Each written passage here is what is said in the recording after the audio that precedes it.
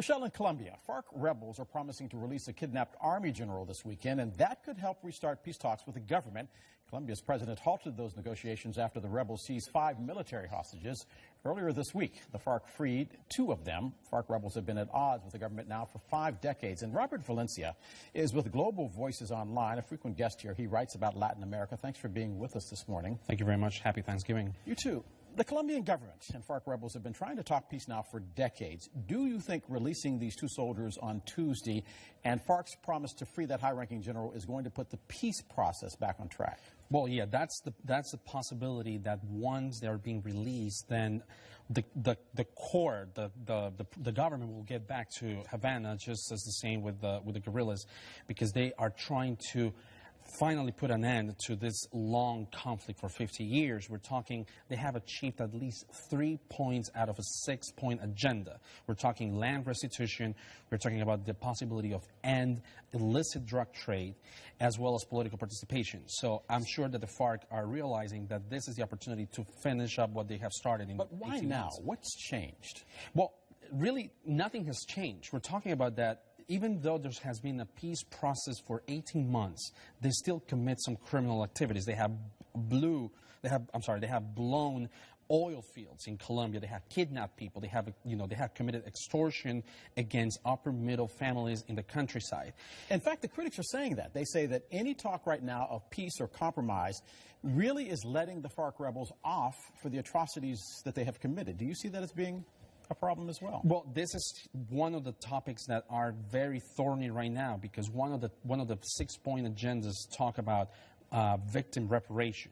What this means is that once the victims are being recognized, that means that guerrillas, rank and file, had to pay. They had to go to jail for a certain number of time. They want to go unpunished, and that's why it's so controversial right now. But I think there has to be a commitment, because FARC will not get away with things.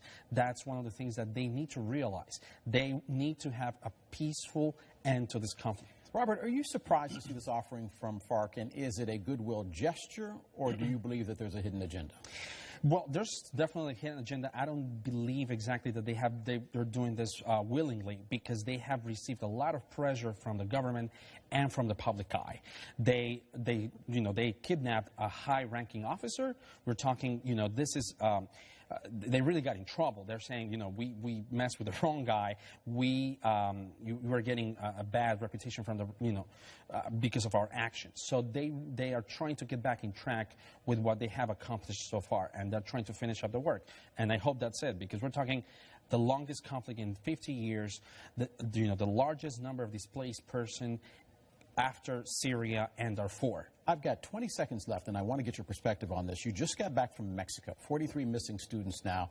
You said journalists are not only worried, they're also worried about their own safety. Why?